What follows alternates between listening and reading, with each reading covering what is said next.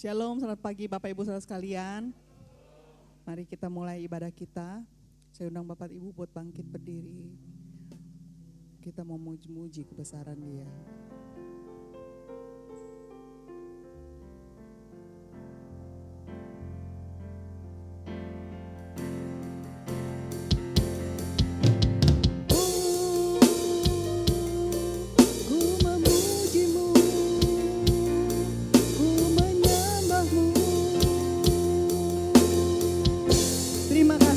Terima kasih Bapak.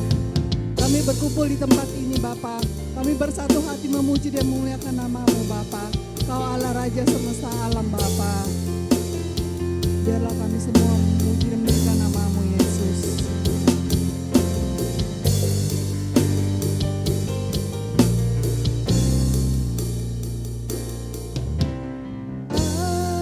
Alam semesta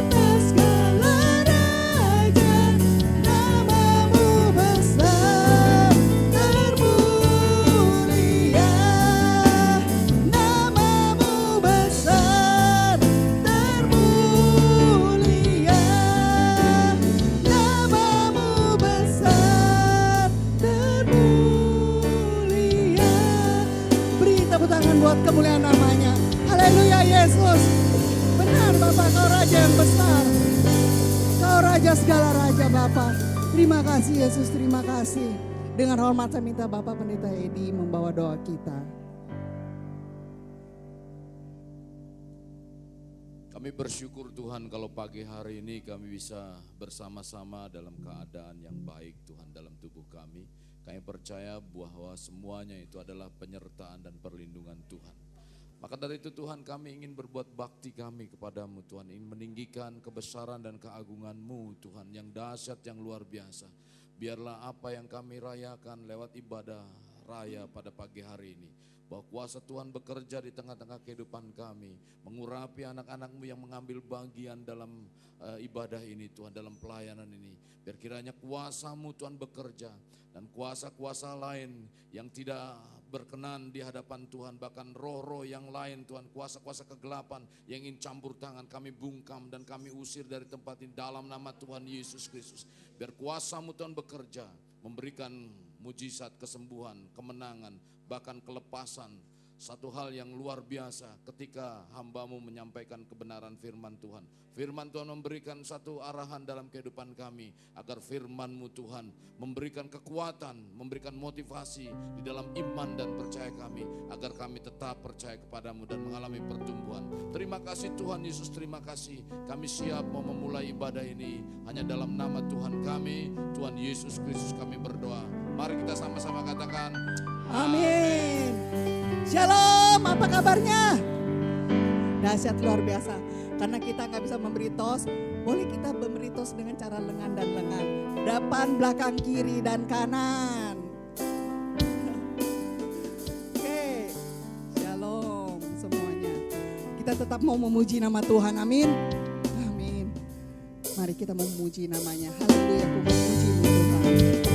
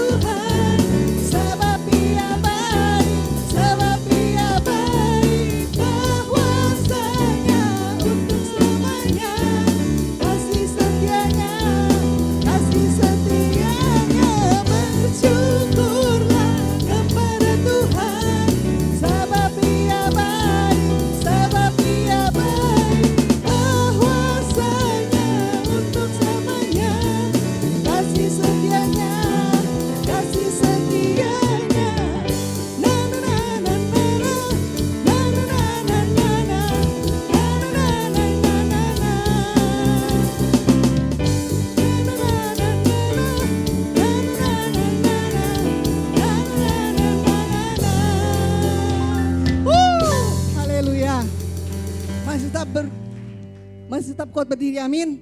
Kalau yang udah capek saya persilahkan duduk. Tapi kalau masih tetap semangat, ayo kita tetap memuji Tuhan. Karena hari ini kita mengecap dan melihat bagaimana baiknya Tuhan itu. Amin.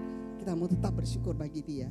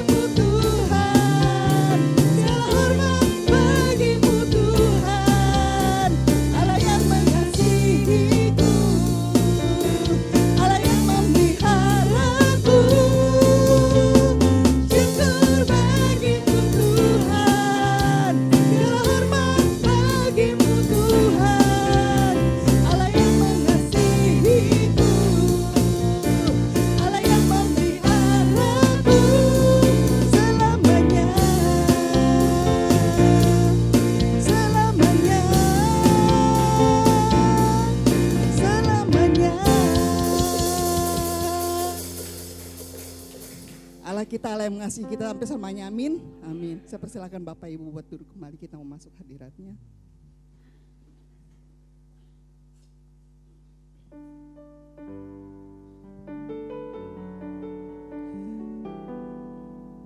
Bapak, biarlah hidup kami menjadi dapat menggenapi firman-Mu Bapa.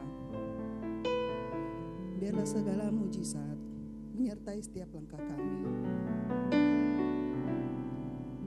Biarlah kehidupan kami juga menjadi bukti akan kebesaran-Mu Bapa. Murnikan kehidupan kami dengan Roh-Mu. Dalam rencana-Mu, dalam karya-Mu bagi kami Bapa. Terima kasih Yesus, terima kasih. Menggenapi firman-Mu, tanda mujizat sertai tiap langkahku. Kau bersamaku di dalamku, jadi bukti kebesaran-Mu.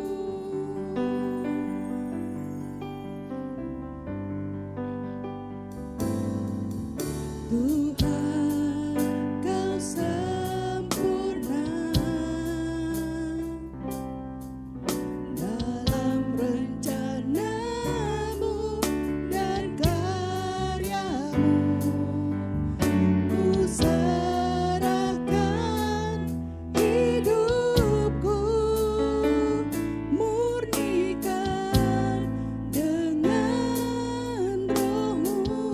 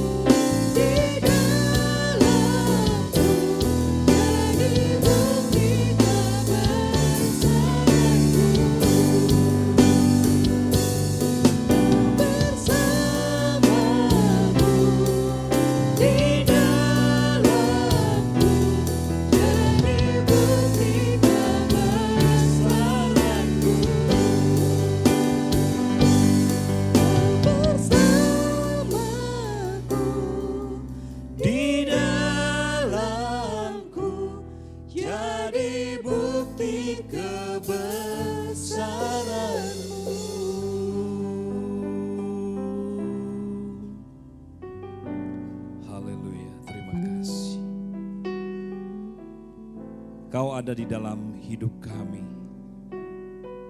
Kau yang ada di dalam hati kami. Dan Engkau yang telah menjadi bukti kebesaran-Mu di dalam hidup kami. Karena Engkau begitu mengasihi kami. Pada hari ini Tuhan, kami percaya Engkau hadir di tempat ini. Dan Engkau akan menyatakan sesuatu di dalam kehidupan kami sebagai orang yang terus berharap sesuatu kepadamu ya Tuhan. Tolong di dalam kesempatan ini ya Tuhan, di mana kami merindukan kebenaran firman-Mu. Engkau berfirman kepada kami, urapi hamba-Mu agar hamba-Mu dapat menyampaikan apa yang menjadi isi hati-Mu dan rencana-Mu dalam kehidupan kami semua. Kami siap untuk mendengarkan firman-Mu, dalam berkat nama Yesus Kristus kami berdoa. Yang percaya katakan bersama-sama, amin. Puji Tuhan. Shalom. Puji Tuhan, Bapak Ibu Saudara yang saya kasih dalam Yesus Kristus. Masih semangat? Haleluya. Kita harus tetap semangat, sekalipun dunia sedang bergelora. Amin. Haleluya, kita punya Allah yang dahsyat, kita punya Allah yang luar biasa.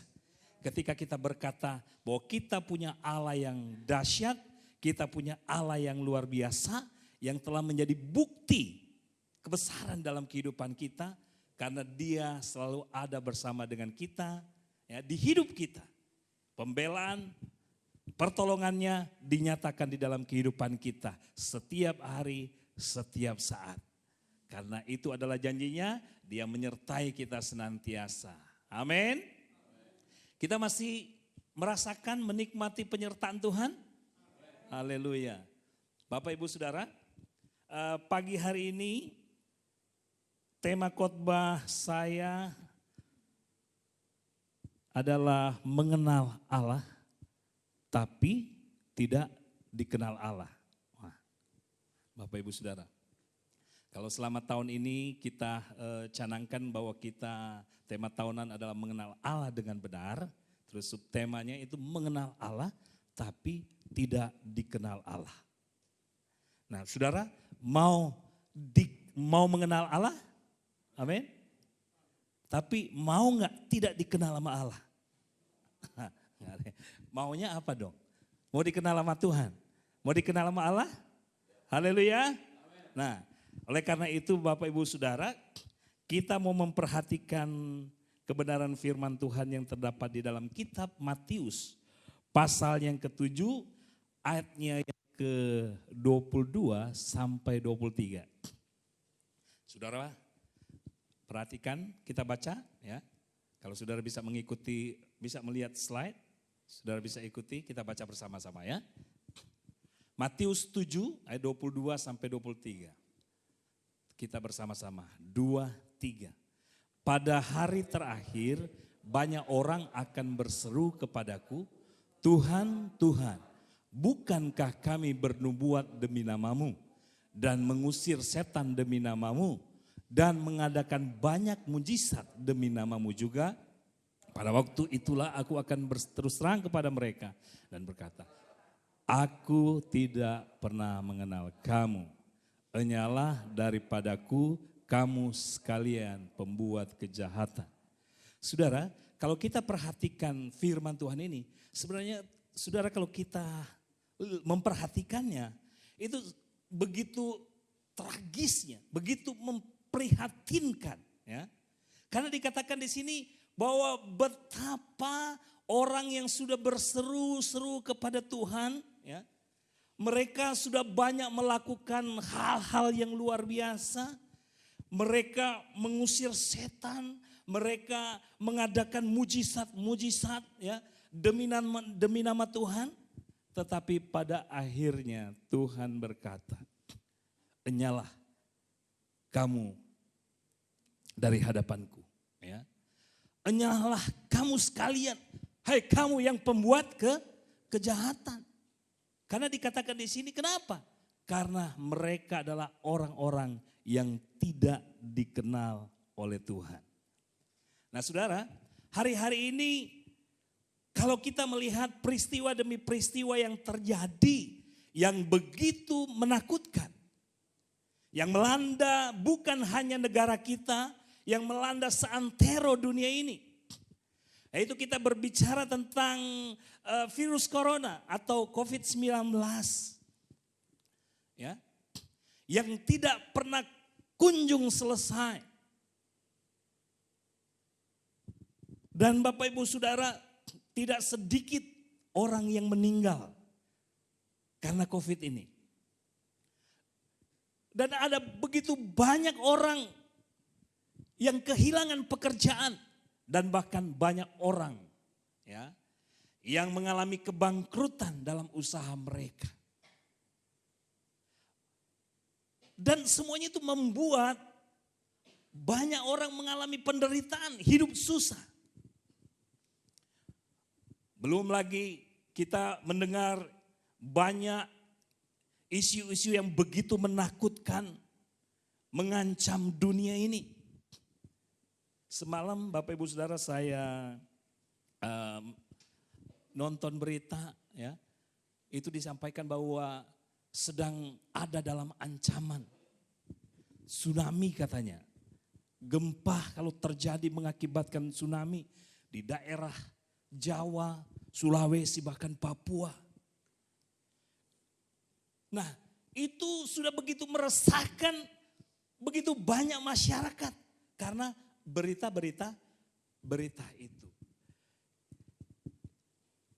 Belum Bapak Ibu Saudara akibat dari COVID-19 ini, ya kalau saudara mengikuti perkembangannya, ya berita-berita yang disampaikan bahwa dengan adanya COVID-19 ini telah mengakibatkan banyak negara menjadi atau mengalami resesi, ya, mengalami resesi. Dan Menteri Keuangan Sri Mulyani mengatakan bahwa di bulan September ini katanya bahwa Indonesia akan masuk dalam resesi.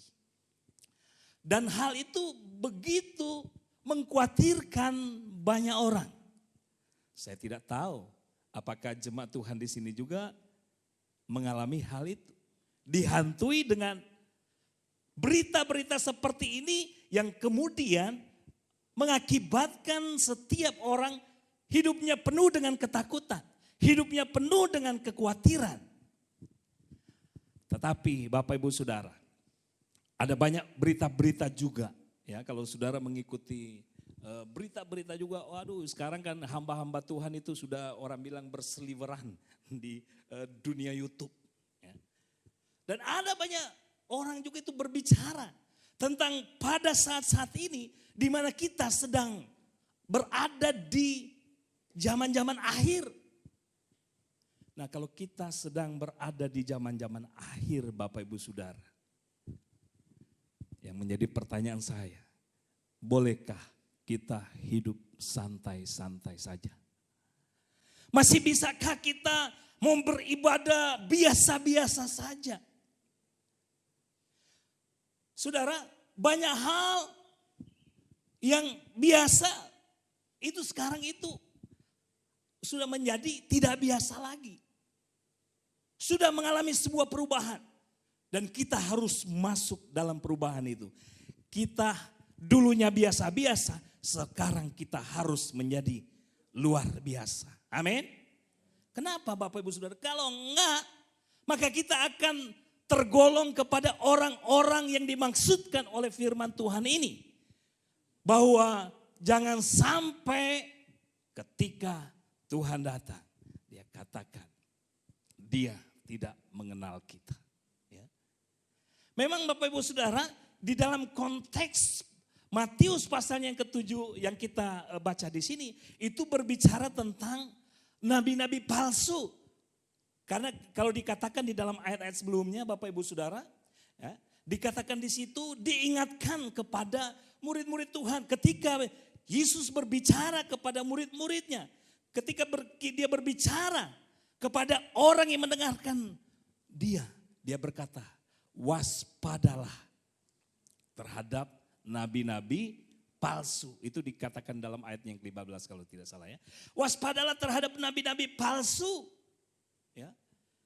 yang datang kepadamu, katanya. Jadi nabi-nabi palsu yang datang kepadamu yang menyamar seperti domba. Tetapi sesungguhnya mereka adalah serigala yang buas.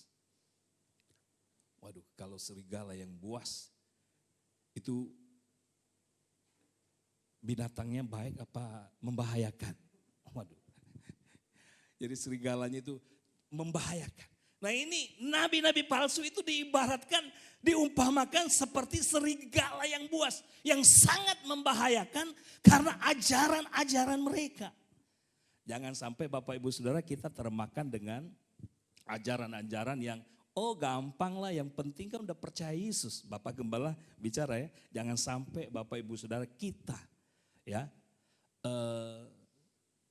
jangan sampai kita memiliki salah pemahaman. Ya. Saya udah percaya Yesus pasti selamat. Padahal minggu yang lalu Bapak Gembala bilang kita harus sempurna juga. Di dalam kitab firman Tuhan dikatakan, dan firman Tuhan juga berkatakan kuduslah kamu sebab aku kudus. Berarti kita ini harus menjadi pribadi yang sungguh-sungguh di hadapan Tuhan. Ya. Kita harus memperhatikan firman Tuhan dengan baik, baca, renungkan, dan kita lihat. Ya. Nah Bapak Ibu Saudara, jadi jangan sampai kita menjadi orang yang tidak dikenal oleh Tuhan. Jangan sampai kita hanya menjadi orang yang mengaku-ngaku bahwa saya mengenal Tuhan. Tetapi Tuhan tidak kenal. Di sini kan banyak orang, ini bukan cuma sedikit. Pada hari-hari terakhir banyak orang, ada banyak orang. Saya nggak tahu, ini termasuk kita nggak ada di antaranya. Tapi saya berharap kita tidak ada di dalamnya, amin. Ada banyak orang akan berseru kepada Tuhan, Tuhan, Tuhan. Bukankah kami bernubuat demi namamu dan mengusir setan demi namamu dan mengadakan banyak mujizat demi namamu.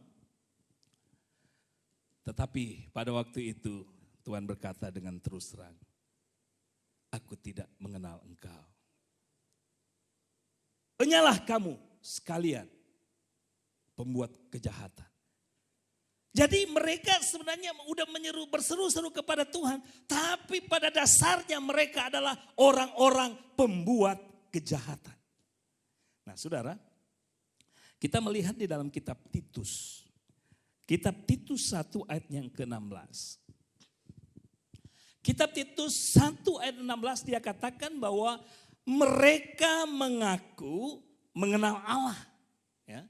Tetapi dengan perbuatan mereka, mereka menyangkal dia.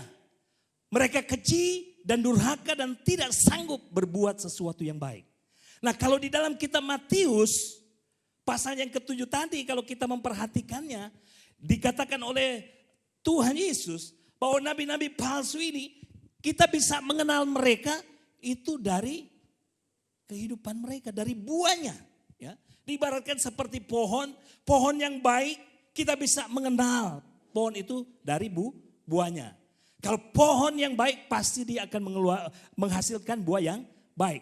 Kalau pohon itu buruk atau busuk atau nggak baik, pasti dia akan mengeluarkan buah yang tidak baik juga. Nah saudara, dikatakan orang-orang Kreta.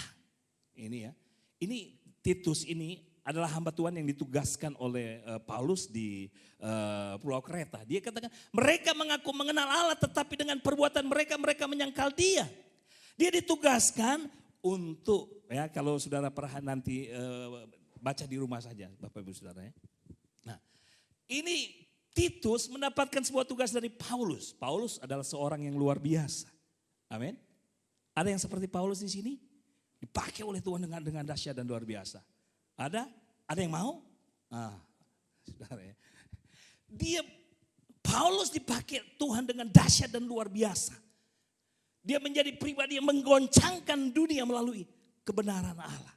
Ya. Ada banyak orang dimenangkan, diselamatkan melalui pelayanannya. Tetapi kita lihat di Kreta dikatakan ya, Paulus Paulus menugaskan kepada Titus untuk menetapkan pengurus jemaat yang ada di sana. Dan diingatkan, Paulus mengingatkan kepada Titus agar supaya hati-hati menetapkan pengurus, ya. Karena seorang pengurus, seorang pemimpin, dia harus menjadi contoh. Dia harus menjadi teladan, menjadi panutan bagi umatnya. Oleh karena itu berhati-hati. Dan memang ternyata Bapak Ibu Saudara, jemaat yang ada di situ, itu enggak semua itu orang yang betul-betul udah dimuridkan dan terus betul hanya percaya kepada Tuhan, mengagungkan kepada Tuhan. Tetapi kalau kita lihat di ayat-ayat sebelumnya Bapak Ibu Saudara, itu mereka adalah orang-orang yang hidup mereka, kalau di ayat sini kan dibilang mereka keji dan durhaka dan tidak sanggup berbuat baik. Mereka tidak sanggup berbuat baik katanya. Kenapa? Karena mereka hidup tidak senonoh, hidup tidak tertib, angku. Mereka pemerang, peminum, bukan suka minum air putih, peminum alkohol maksudnya ya. Dan mereka pemarah, serakah, pembohong. Nah, padahal mereka sudah mengaku-ngaku percaya. Mereka mengaku-ngaku mengenal Allah. Orang ngaku mengenal Allah, tapi hidupnya pembohong. Orang mengaku-ngaku mengenal Allah, tapi hidupnya serakah. Orang yang mengaku mengenal Allah, tapi dia tidak mau berubah. Dia hidupnya terus menjadi seorang pemfitnah, pemarah. Nah, bagaimana dengan kehidupan kita pada hari-hari ini? Kita mengharapkan Tuhan datang dan kita berjumpa dengan Tuhan sebagai raja di atas segala raja. Tetapi hidup kita tidak mengalami perubahan. Apakah kita bisa masuk di dalam rencana Allah, menikmati kerajaan Allah yang damai dan luar biasa? Saudara biasa masuk kalau tidak mengalami perubahan? Nah saudara, kita harus mengalami perubahan di dalam kehidupan kita. Amin. Karena kalau kita tidak mengalami perubahan hidup, ya, sebelum kita mengenal Tuhan dan setelah kita mengenal Tuhan, kita berkata kita percaya kepada Yesus, ya, menerima Dia sebagai Tuhan dan Juru Selamat dalam hidupku, menjadikan Dia Tuhan, ya, atas hidupku, menjadikan Dia sebagai penguasa tunggal dalam hidupku, tetapi kehidupan yang tidak berubah, kita tidak akan melihat perkara-perkara besar, ya. Ya, janji Tuhan tidak akan tergenapi. Jangan sampai kita ketinggalan ketika Dia datang menjemput orang yang percaya. Ya, kita harus serius, kita harus benar-benar merindukan agar supaya kita harus hidup di dalam perubahan itu. Saudara mau hidup dalam perubahan? Mau mengalaminya? Haleluya. Nah, bagaimana agar kita dapat mengenal Allah dengan benar dan kita dikenal Allah? Ya. Jadi yang menjadi pertanyaan, bagaimana agar kita dapat mengenal Allah dengan benar dan kita dikenal oleh Allah? Kita harus menjadi orang, ya, yang mengenal Allah dengan benar agar kita dikenal oleh Allah. Ya. Nah, caranya bagaimana? Saya ingin mengenal Allah dengan benar, tapi bagaimana seharusnya saya berperilaku atau saya berlaku? Ya. Caranya bagaimana? Nah, Bapak Ibu Saudara, kita mau lihat di dalam kitab 1 Korintus 8. Ya. 1 Korintus 8 ayat yang ketiga. Ya. 1 Korintus 8 ayat yang ketiga dia katakan begini. Tetapi orang yang mengasihi Allah, ia dikenal oleh Allah. Jadi ini kata kuncinya Bapak Ibu Saudara. Mengasihi Allah. Saudara mau katakan bersama dengan saya? Katakan. Mengasihi Allah. Nah, jadi ini kata kuncinya. Kalau kita ingin dikenal oleh Allah, maka kita harus mengasihi Allah. Bukan hanya sekedar mengaku-ngaku, ya saya mengenal Allah. Wow, dia luar biasa. Dia kan yang menciptakan dunia ini. Kalau kita keluar ya, kita keluar dari ruangan ini kita lihat pepohonan, tumbuh-tumbuhan yang ada. Siapa yang bisa buat pohon? Siapa yang bisa buat segala sesuatu kalau bukan Tuhan yang menciptakan alam semesta ini, ya. Kita mengenal, iya saya percaya Tuhan itu dahsyat, Tuhan itu luar biasa. Ya.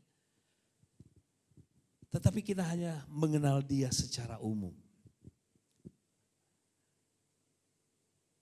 Tetapi firman Tuhan bilang begini, bahwa orang yang mengasihi Allah, ia dikenal oleh Allah.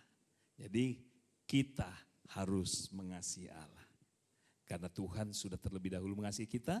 Dia katakan karena begitu besar kasih Allah akan dunia ini, sehingga ia mengaruniakan anaknya yang tunggal, supaya setiap orang yang percaya kepadanya tidak binasa, melainkan beroleh hidup yang kekal. Jadi ketika kita menerima Dia sebagai Tuhan dan Juru Selamat, karena dasarnya Dia mengasihi kita, maka kita kemudian harus mengasihi Allah. Mengasihi Allah. Jadi pertama Bapak Ibu Saudara, kita harus mengasihi Allah. Yohanes 14 ayat 15. Dia katakan begini. Jikalau kamu mengasihi aku, kamu akan menuruti segala perintahku. Ya. Jadi kalau kita berkata, ya saya mengasihi Allah.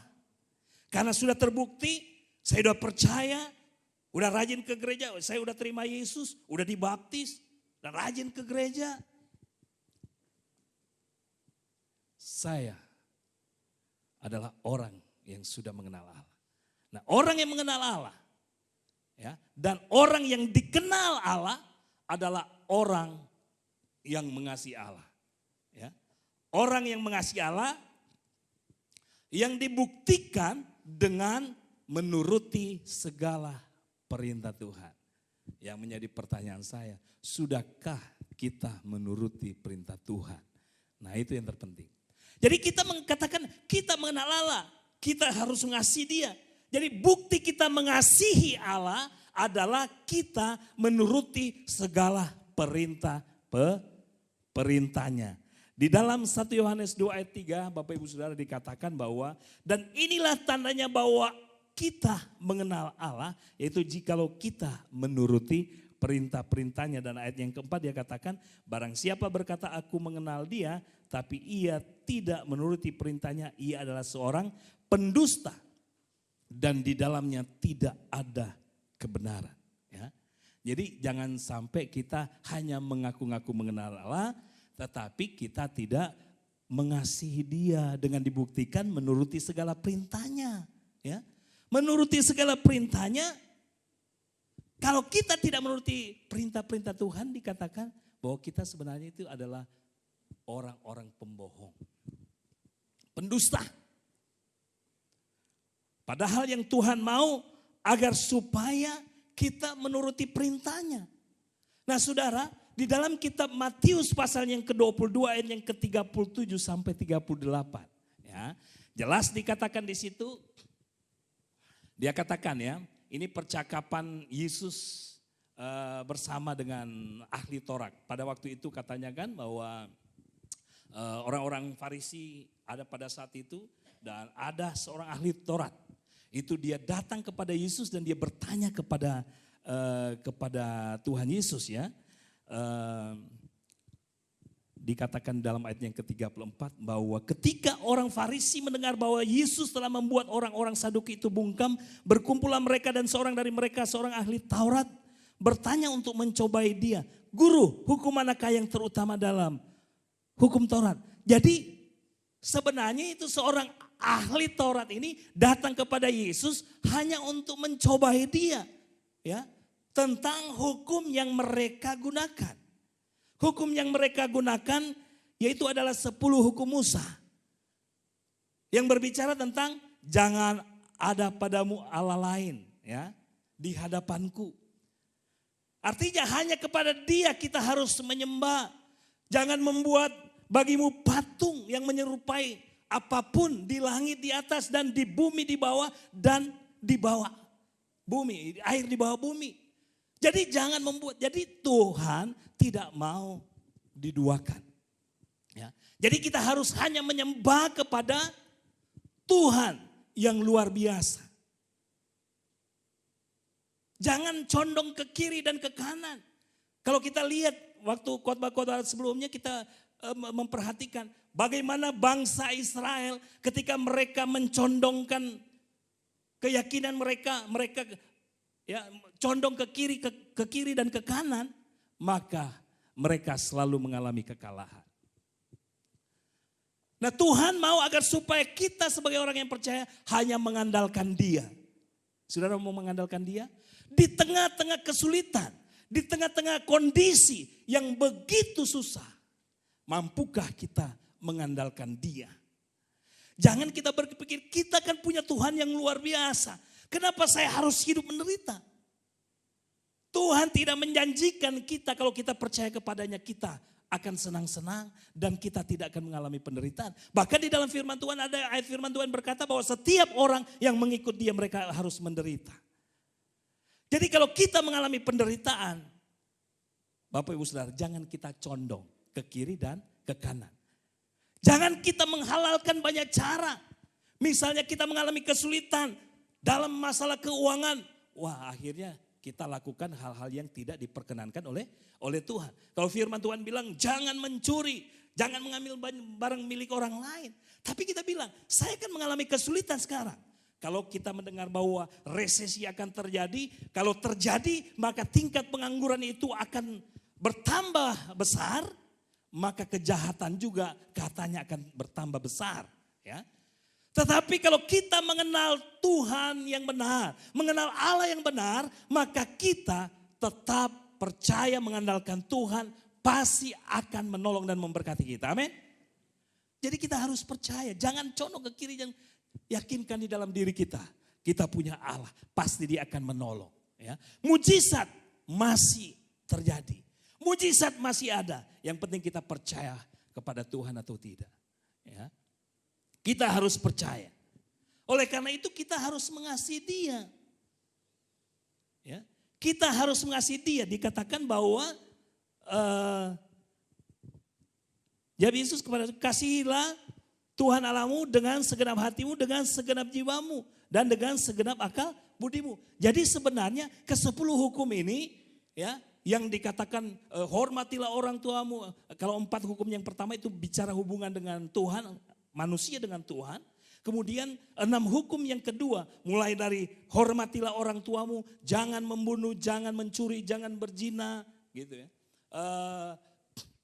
Jangan mengingini rumah tetanggamu, jangan mengingini istri orang lain. Itu semua dirangkum di dalam kedua hukum yang terdapat di dalam kitab Matius 22. Dan dikatakan di sini, kasihilah Tuhan Allahmu dengan segenap hati kita. Jadi kita harus mengasihi Tuhan dengan segenap hati kita. Datang beribadah karena kita tahu hanya Dia yang harus kita puji dan sembah. Amin. Dan kalau kita memuji dan menyembah Dia, hati kita harus segenap. Harus segenap hati, jangan separuh hati. Datang ke gereja harus sepenuh hati. Mau berdoa harus sepenuh hati. Ya, mengharapkan sesuatu kepada Tuhan harus sepenuh hati. Ya, dengan segenap jiwa. Jadi berbicara tentang pikiran, perasaan dan kehendak kita itu harus betul-betul kita lakukan hanya untuk Tuhan. Ya, dengan segenap akal budi kita. Jadi kita harus gunakan juga tentang akal sehat kita yang Tuhan berikan kepada kita. Ya, bahwa Tuhan ada bersama dengan kita. Kita harus percaya. Dia tidak akan meninggalkan kita. Pasti Dia akan menolong kita. Oleh karena itu mengasihi Tuhan. Jangan kita banyak mengharapkan, oh kita mengenal Tuhan. Tapi mau ke gereja saja, mau ngumpul, enggak mau. Padahal firman Tuhan bilang, janganlah engkau menjauhkan diri dari pertemuan-pertemuan ibadah seperti yang dibiasakan oleh beberapa orang. Karena penting persekutuan itu. Kita bersekutu untuk kita mengalami sebuah kekuatan dalam hidup kita. Kita bersekutu untuk bisa saling menasehati satu dengan yang lain. Saling menguatkan satu dengan yang lain. Hari-hari ini Bapak Ibu Saudara, ketika kita masuk di dalam kesukaran yang besar, kita tidak bisa hidup sendiri. Makanya kita harus punya komunitas yang kuat, punya komunitas yang sehat. Ya. Ketika kita mengalami kesusahan, kalau kita hidup sendiri, ya mati sendiri Bapak Ibu Saudara. Karena itu milikilah komunitas yang sehat. Komunitas yang sehat itu di mana? Kita temukan di mana komunitas yang sehat? Apakah kita temukan di halte atau di mall? Komunitas yang sehat kita bisa temukan di dalam gereja. Amin. Sekalipun pada hari-hari ini di dalam beribadah kita memang ada batasnya, ya, dibatasi oleh aturan-aturan yang ada, tapi tidak mengapa, ya. Tetapi punya kerinduan untuk bersekutu karena kita bersekutu adalah di situ ada kekuatan kita. Dan selain kita mengasihi Tuhan, kita sudah membuktikan percaya pada beribadah kepadanya, iya, ya. Selain itu Bapak Ibu Saudara dikatakan juga dan hukum yang kedua yang sama dengan itu ialah kasihilah sesamamu manusia seperti dirimu sendiri. Jadi kasihi sesamamu manusia. Nah ini saat-saatnya itu kita mempraktekkan mengasihi sesama. Sesama yang menderita, sesama yang susah, kita mempraktekkan. Kita katakan aku mengasihi engkau. Dengan kita lihat ya ada banyak gereja-gereja juga, ada banyak orang-orang yang percaya kepada Tuhan, mereka saling menolong hari-hari ini. Ya, kita membagi-bagi orang yang susah, sekalipun hanya makan siang gratis. Ya, iya di gereja kita ini kan kita udah sering juga lakukan. Ya, memberi makan gratis kepada orang-orang yang susah, yang membutuhkan. Ya. Jadi kita harus mengasihi sesama manusia seperti dirimu sendiri. Namun kita jangan sampai kita mengasihi sesama hanya di luar sana. Nah di dalam rumah sendiri sebagai sesama tidak terwujud kasih itu. Ya. Di dalam rumah juga kita itu harus wujudkan yang namanya kasih itu.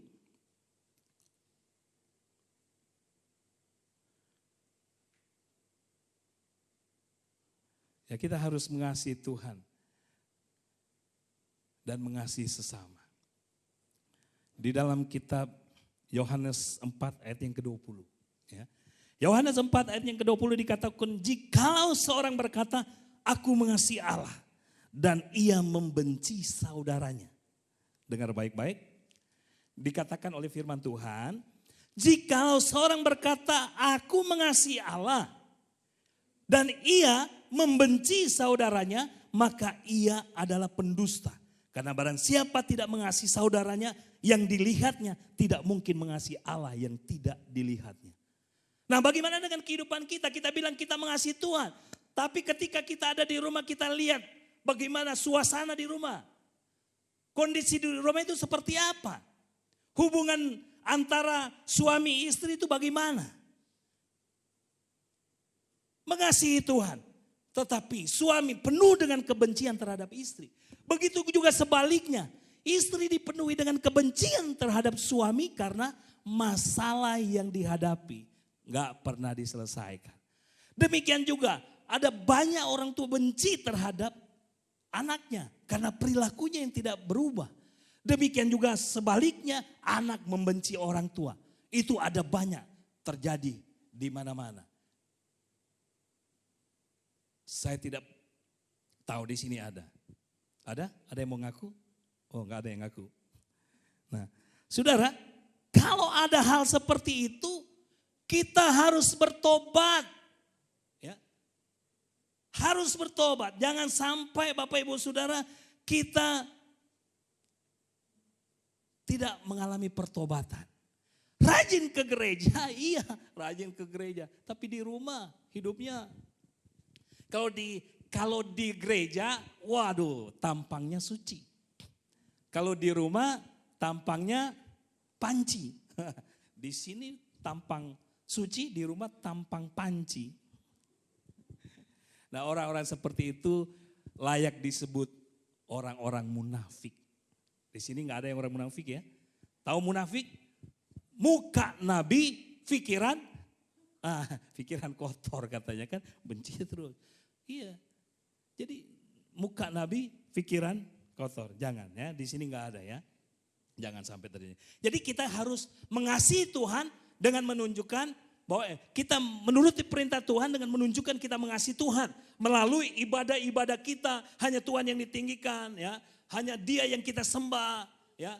Kita beribadah dengan segenap hati kita karena itu adalah perintah Tuhan. Kuduskanlah hari Sabatmu, itu dalam perintah Tuhan di dalam hukum Taurat. Dan kemudian juga mengasihi sesama, itu yang harus kita lakukan. Mau mengasihi sesama? Mari, kalau kita masih belum mengasihi sesama dengan tulus di rumah, hari ini kita harus bertobat. Karena hari-hari ini dikatakan oleh firman Tuhan, hari-hari ini adalah hari yang jahat. Perhatikanlah kehidupan kita, cara hidup kita. Paulus katakan dalam kitab Efesus kan begitu. Hendaklah engkau memperhatikan cara hidupmu, janganlah seperti orang bebal. Orang bebal udah dikasih tahu, nggak mau tahu. Tapi kita adalah orang-orang bijak, amin. Udah dikasih tahu, jangan membenci. Berarti kita harus mengampuni kesalahan orang lain. Jangan menyimpan dendam dalam kehidupan kita. Udah nggak zamannya, karena zamannya sebentar lagi kalau Tuhan datang. Waduh, jangan sampai Bapak Ibu Saudara kita ketinggalan ya. Jangan sampai kita nggak dikenal oleh Tuhan. Padahal kita bilang, saya udah rajin ikut komsel loh.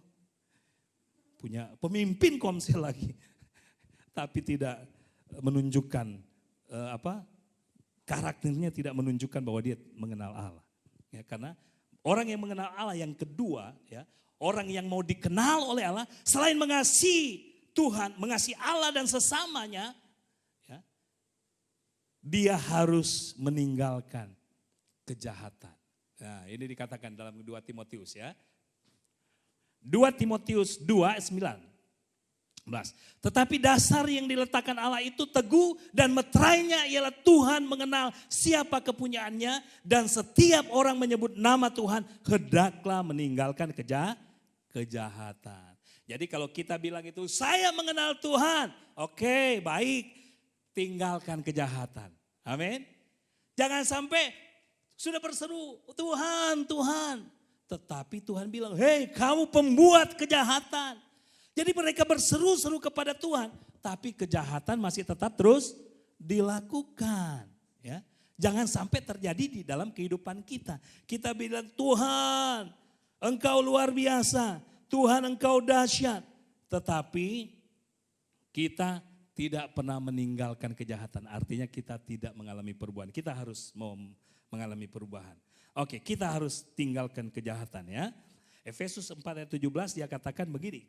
Sebab itu kukatakan kepadamu di dalam Tuhan, jangan hidup lagi sama seperti orang yang tidak mengenal Allah dengan pikirannya yang sia-sia. Jadi jangan sampai Bapak Ibu Saudara kita bilang kita sudah percaya Yesus, menerima Dia, sudah menjadi murid Tuhan, tetapi kita tidak meninggalkan perbuatan-perbuatan jahat. Kalau kita mau percaya Yesus menjadi murid Tuhan, kita harus meninggalkan kejahatan. Apalagi kita menyandang predikat sebagai anak-anak Allah. Wow, dengan bangganya. Saya adalah anak Allah.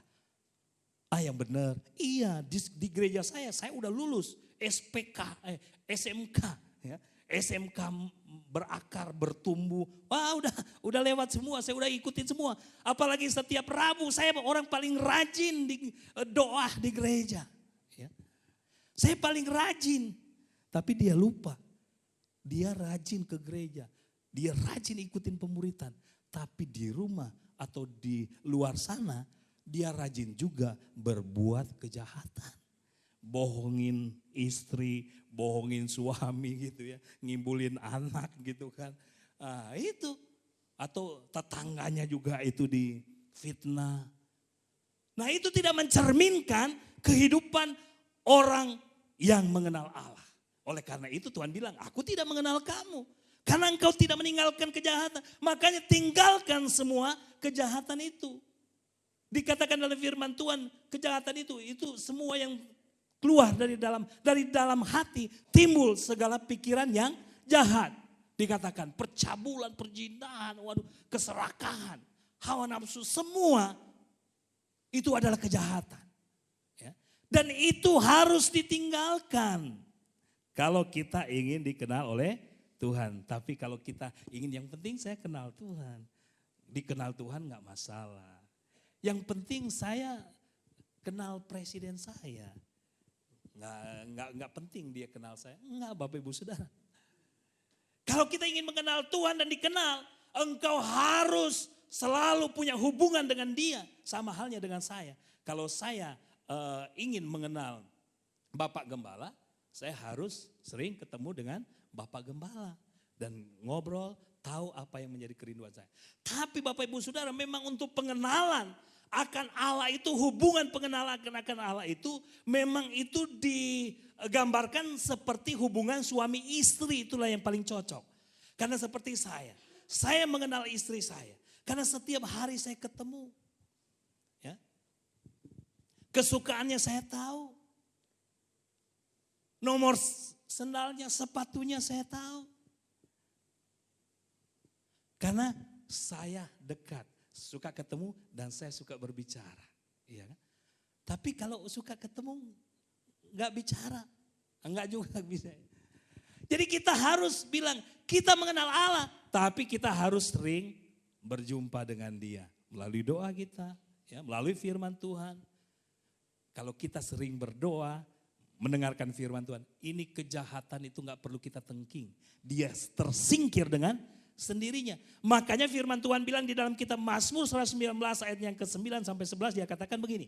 Dengan apakah seorang muda mempertahankan kelakuannya bersih? Hanya dengan segenap hatiku, dia kata, dengan segenap hatiku aku menyimpan janjimu. Ya. Jadi janji firman Tuhan, dalam hatiku aku menyimpan janjimu. Jadi hati kita ini harus diisi dengan firman Tuhan. Ketika hati kita diisi dengan firman Tuhan, maka semua kejahatan yang ada di dalam hati kita ini akan keluar dengan sendirinya. Nggak perlu kita tengking, tetapi dia keluar sendiri. Karena apa? Hati kita ini dipenuhi, diisi terus dengan firman Tuhan. Tetapi firman Tuhan itu harus menjadi rema atau diaplikasikan dalam hidup kita, jadi dipraktekkan. Jadi jangan sampai cuma di sini jadi pengetahuan saja. Jadi di sini jadi pengalaman kita. Amin. Jadi kita harus tinggalkan semua kejahatan.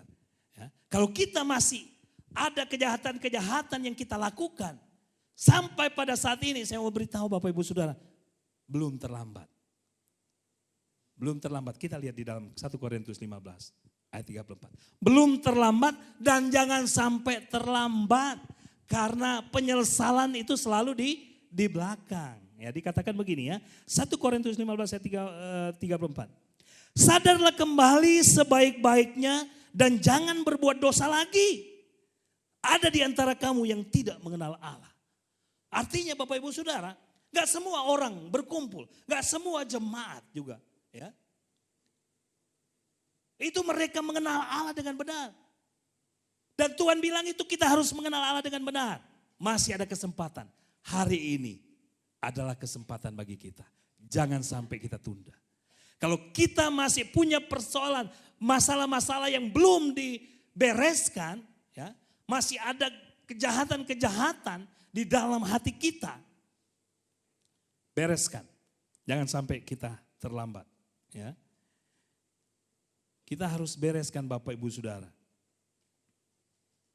Kalau di dalam 1 Korintus 15 ayat yang ke-34 di sini, sebenarnya dasar dari Paulus menyampaikan bahwa ada di antara kamu yang tidak mengenal Allah. Karena kalau kita lihat, ini kan 1 Korintus 15 ayat 34. Itu perikop-perikop sebelumnya itu menunjukkan ada banyak dosa-dosa yang mereka lakukan. Ya. Jadi orang bilang mengenal Allah, melakukan kenalan, tapi mereka masih dipenuhi oleh dosa. Dikatakan sadarlah kembali dan jangan berbuat dosa lagi. Dosa keangkuhan, kesombongan itu merajalela di jemaat Korintus. Padahal mereka orang-orang yang luar biasa, diberikan karunia oleh Tuhan dengan dahsyat dan luar biasa. Tapi karunia yang diberikan hanya untuk kepentingan, mereka gunakan hanya untuk kepentingan pribadi. Padahal semua karunia diberikan demi kepentingan bersama. Hanya ada satu karunia untuk kepentingan sendiri, yaitu berbahasa roh. Itu berbahasa roh itu adalah bahasa yang kita gunakan untuk membangun iman kita kepada Tuhan. Selain itu Bapak Ibu Saudara adalah karunia-karunia yang digunakan di dalam membangun jemaat. Jangan sampai Bapak Ibu Saudara Kita dikecam oleh Tuhan karena kita bangga dengan karunia kita. Ya. Jangan sampai kita bangga, oh saya punya karunia mujizat, saya punya karunia menyembuhkan orang. Bapak Ibu Saudara, itu enggak penting untuk dibanggakan. Yang kita banggakan, apakah kita dikenal oleh Tuhan atau tidak. Yang kita banggakan karena kita adalah orang yang dikenal oleh Tuhan. Amin. Mau dikenal oleh Tuhan? Tinggalkan semua dosa kita. Bereskan kehidupan kita. Ya. Jangan sampai kita bangga dengan karunia. Puji Tuhan Bapak Ibu Saudara. Jadi Bapak Ibu Saudara, pagi hari ini, kalau kita ingin dikenal oleh Tuhan, dua hal yang harus kita ingat Bapak Ibu Saudara, bahwa dia harus mengasihi Tuhan, arti kita harus mengasihi Tuhan. Ini salah tulis Bapak Ibu Saudara ya. Jadi orang yang dikenal Tuhan adalah orang yang mengasihi Tuhan. Jadi kita harus mengasihi Tuhan kalau kita ingin dikenal oleh Tuhan. Dengan dibuktikan menuruti segala perintah-perintahnya. Itu mengasihi Allah dan mengasihi sesama. Dan kemudian kita harus meninggalkan semua kejahatan-kejahatan yang ada di dalam kehidupan kita. Baik kesombongan, keangkuhan, ya, kepahitan, kekecewaan di dalam kehidupan kita. Semua kejahatan yang sering kita lakukan, tinggalkan semua. Jangan sampai kita dikuasai dengan pikiran-pikiran yang jahat. Tuhan mengasihi kita. Tundukkan kepala, kita mau renungkan kebenaran firman Tuhan. Tim musik bisa masuk dalam ruangan. Kita renungkan kebenaran firman Tuhan. Firman Tuhan mengingatkan kepada kita agar supaya kita mau mengasihi Dia dengan segenap hati kita. Ingat Bapak Ibu Saudara, jangan karena engkau sudah karena engkau merasa sudah dibaptis, merasa sudah ikut pemuritan, merasa rajin ke gereja. Kemudian engkau berkata, aku adalah orang yang sudah dikenal oleh Tuhan. Tetapi Tuhan kembali mengingatkan, memang semuanya harus dilakukan. Engkau harus dibaptis, engkau harus menerima Yesus sebagai Tuhan dan Juru Selamat. Engkau harus rajin ke gereja, rajin beribadah, karena hanya kepada Dialah engkau harus menyembah Dia. Dan ingat Bapak Ibu Saudara, kau harus mengasihi Dia. Mari kita mau belajar mengasihi Dia dengan membuktikan bahwa kita mentaati perintah-perintahnya. Dengan mengasihi Tuhan dan mengasihi sesama. Dan kita meninggalkan segala perbuatan jahat kita yang tidak mencerminkan kehidupan sebagai orang yang mengenal Tuhan.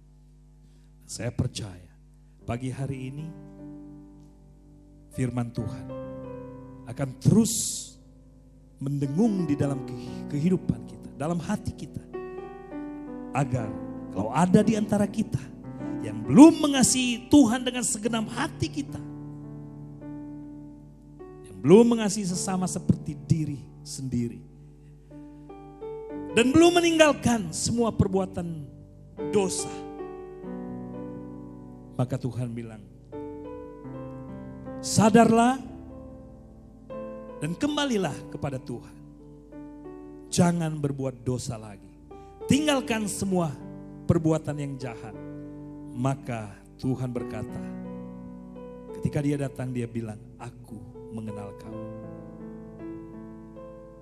Masuklah ke tempat yang telah kusediakan. Menikmati hidangan bersama denganku. Haleluya. Kita bangkit berdiri semua dan kita mau katakan kepada Tuhan, aku mengasihi Engkau. Ekspresikan kasih kita kepada Tuhan. Dan ingat ketika kita mulai merenungkan firman Tuhan, bukan hanya di gereja, kita merenungkan firman. Tapi di mana saja kita pergi dan berada, apapun yang kita lakukan dan kerjakan, kita harus memperhatikan apakah semua yang kita lakukan itu sesuai dengan firman Tuhan atau tidak. Haleluya. Ku renungkan firman-Mu. Selanjutnya saya serahkan kepada Bapak Gembala.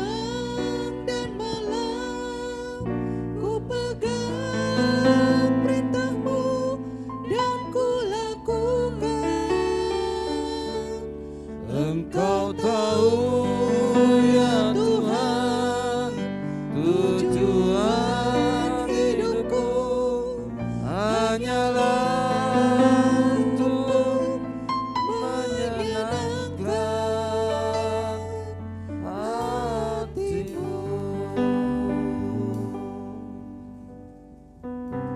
Kembali saudara, kita harus masuk di dalam kebenaran firman Tuhan.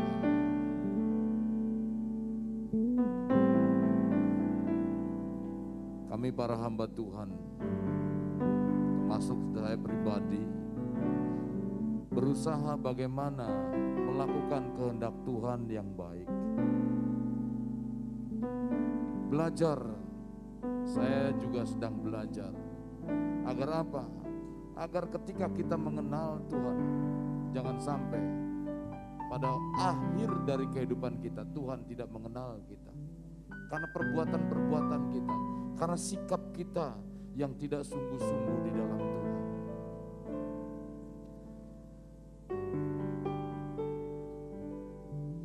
Mari naikkan pujian ini dengan segenap hati saudara. Keluarkan dari dasar hati saudara. Haleluya Yesus. Aku mengasihi Engkau Yesus dengan segenap hatiku. Aku mengasihi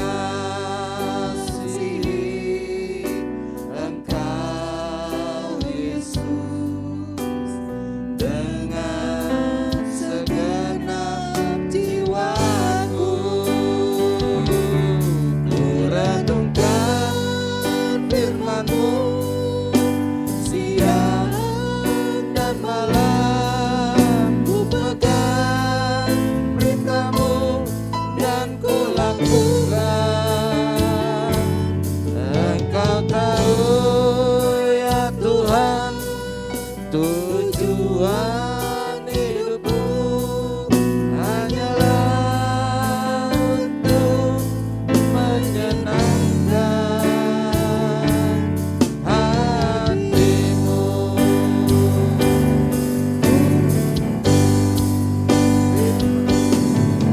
Renungkan firman-Mu siang dan malam. Ku pegang perintah-Mu dan ku lakukan. Engkau tahu ya Tuhan, tujuan hidupku hanyalah untuk menyenangkan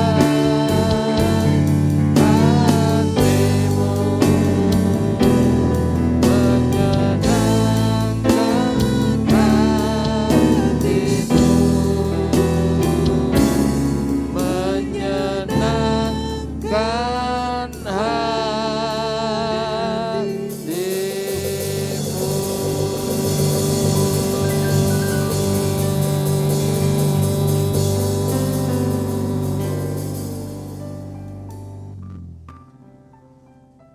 Sungguh Tuhan, kami ingin menjadi satu pribadi-pribadi yang menyenangkan Engkau Tuhan. Firman-Mu bukan hanya sekedar untuk diketahui. Firman-Mu adalah untuk kami terapkan dalam kehidupan kami. Agar kami mempunyai satu pengalaman-pengalaman hidup bersama dengan Engkau Tuhan. Kami percaya ketika kasih kami terapkan, dan terus semakin hari semakin mengasihi Engkau Tuhan, yang merupakan kewajiban kami Maka kami tahu Engkau Allah yang tidak pernah terpiutangi dengan apapun Tuhan. Engkau selalu akan membalas ketika kami mengasihi. Kami percaya Engkau juga akan mengasihi kami Tuhan. Allah yang tidak mau dipiutangi.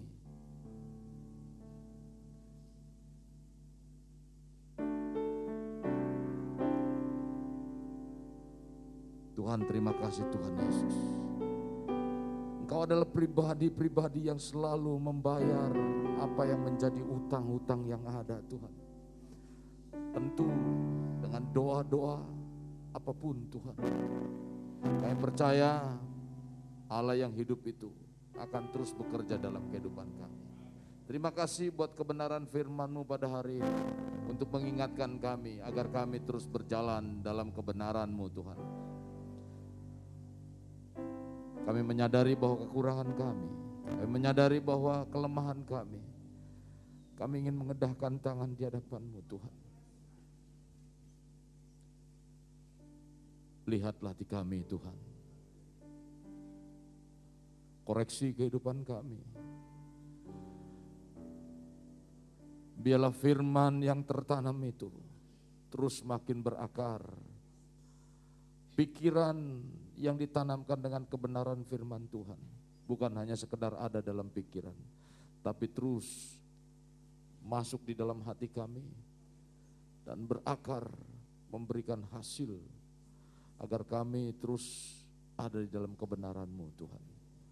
Roh Kudus, ingatkan kami supaya kami tidak menyimpang dalam kebenaran firman-Mu. Saudara yang kekasih dalam Tuhan, sebentar kita akan mengakhiri ibadah kita pada pagi hari ini. Terimalah anugerah berkat dari Allah Bapa, kasih sayang daripada Yesus Kristus yang menyertai kehidupan saudara dan kita semua, yaitu lewat Roh Kudus, yang akan mencurahkan berkat-berkat dalam kehidupan saudara, berkat rohani, sehingga kehidupan rohani saudara adalah kehidupan yang terus makin mencari Tuhan, haus akan kebenaran firman Tuhan, haus akan hadirat Tuhan senantiasa dalam kehidupan saudara. Sehingga hidup rohani saudara terus semakin hari semakin bertumbuh, semakin hari semakin mengalami hal-hal yang luar biasa bersama dengan Tuhan. Pengalaman hidup bersama dengan Tuhan menjadi bagian dalam kehidupan saudara. Lewat roh daripada Tuhan yang terus membangkitkan iman percaya saudara, semakin intim dengan Tuhan. Terimalah juga berkat-berkat secara jasmani, diberkati dengan damai dan sejahtera Tuhan. Bahkan kesehatan Tuhan menyertai kehidupan saudara, melingkupi kehidupan saudara. Dijauhkan dari segala virus-virus yang berbahaya, virus COVID-19 ini tidak lagi ada dalam kehidupan saudara. Anak-anak saudara, keluarga besar saudara, cucu saudara tidak terpengaruh sebagaimana terjadi dalam kehidupan bangsa Israel. Dijauhkan dan dihindarkan dari tulah yang terjadi pada waktu itu. Demikian juga engkau akan mengalami hal itu, tidak akan pernah terjadi dalam kehidupanmu. Terimalah juga berkat-berkat secara ekonomi, diberkati usahamu, diberkati pekerjaanmu, diberkati pendidikanmu, diberkati masa depan anak-anakmu, cucu-cucumu, diberkati. Bahkan berkat Abraham, berkat Ishak, berkat Yakub dicurahkan, dilimpahkan dalam kehidupan saudara. Dari saat sekarang sampai Maranatha, gereja Tuhan kali yang kedua. Terimalah dan bawalah itu dalam nama Tuhan Yesus Kristus.